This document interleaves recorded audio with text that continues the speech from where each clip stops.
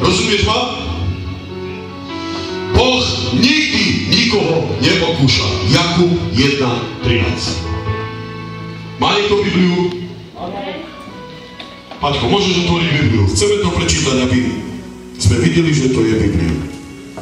Boh nikdy nikoho nepokúša.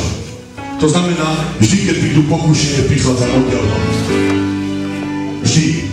Pokúšenie neprichádza od Boha.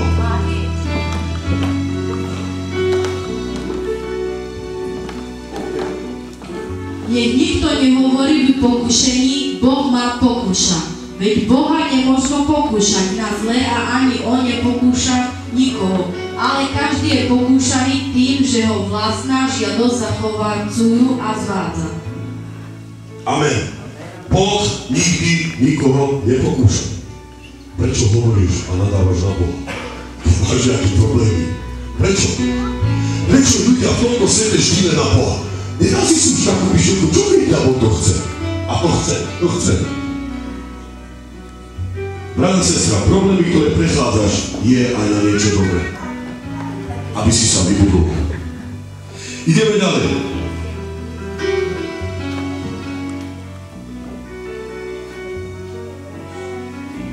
Pokúšenie prichádza aj zo strany hriešnikov. Prichádza od diabla.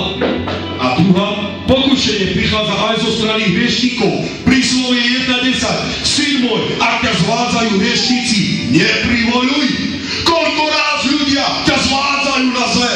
Nechoď tam, nechoď, poď so mnou, tak s tebou vždy, ty si fajn, pekne ideš na zabavu. A ona hoci aké všelijaké zlé veci, poď do krčmy, čo nikto ti Biblia ti nehovorí, aby si nevypil, čo môžeš piť. A naraz si alkoholik. A naraz ľudia to vidia, že on žije v opozi, tam v krčme, tam hraje automaty, to robí. Čo si myslíš? Niekedy to prichádza aj cez hriešnikov, to znamená cez ľudí. Cez ľudí. Ľudia to môžu pokúšať na zlé. Ľudia to môžu byť úplne, aby si ho zlý. Aby bitka bola. Aj to môže človek urobiť s tebou. Človek to môže aj navádzať na zlé veci. Rozumieš ma? Aj cez hriešnikov. Satan nás pokúša mnohými spôsobmi. Počúvaj, brada, sestra, a teraz sa pozrieš do svojho života a teraz uvidíš pokúšenie, ktoré si tu zažil. Alebo zažiješ. Počúvaj, ako sa bráni tomu. Teraz je to dôležité. Satan nás pokúša mnohými spôsobmi. Počúvaj, aké spôsoby má diabol na to, aby ťa pokúšal. Počúvaj. Nabáda nás k neposlušnosti. Nabáda nás k neposlušnosti. Genesis 1.7. Eva bola pokúšaná diablom. Je to tak? A to pokúšenie doneslo k tomu, že bola neposlušná voči Bohu. Prečo? Vedela Eva a Adam, že nemajú jesť toho stromu, alebo nie?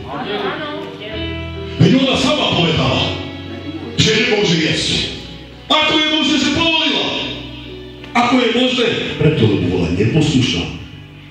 Ona začala pozerať na to ovocie. Pozri, diabol prišiel, pokúšal, zober si to ovocie. Zober si to. A ona povedala, nie, lebo Boh povedal, nesmieme z toho jesť, lebo zomrieme, nemôžeme, z každých rajských stromov môžeme jesť. Pozri, hovorí o tom, ona vie o tom, rozpráva, naraz začína pozerať. A diabol hovorí, zober, veď ty dostaneš múdrosť, budeš ako Boh. Čo urobila ona? Vždy sa priblížila. Prečo? Lebo jej oči ťahalo, lákalo ju to. A diabol jej zjavoval, že je to dobré. A ona šla, padla do toho. Preto bola neposlušná voči Bohu. Neposlušná bola, počúvala diabla. Ona nemala počúvať diabla. Prečo počúvaš diabla? Ako je možné, že si zoslovený s diablom? Eva bola zoslovená s diablom. Ona si mala dialog. Ako je možné, že Eva rozprávala s diablom? To, že rozprávala s diablom, spadla do pokušenia. To, že si s ním rozprávaš, ty si môžeš ešte rozprávať? O čom? Mene Ježiša Krista prikazuje ti, choď von, neurobím to, ja milujem Boha, nechcem to. Ako je možné, že ty s ním ešte máš dialog? Najväčší problém je náš ten, že začneme túžiť a začneme pozerať na to. A keď začneme veľa na to pozerať, potom to začneme túžiť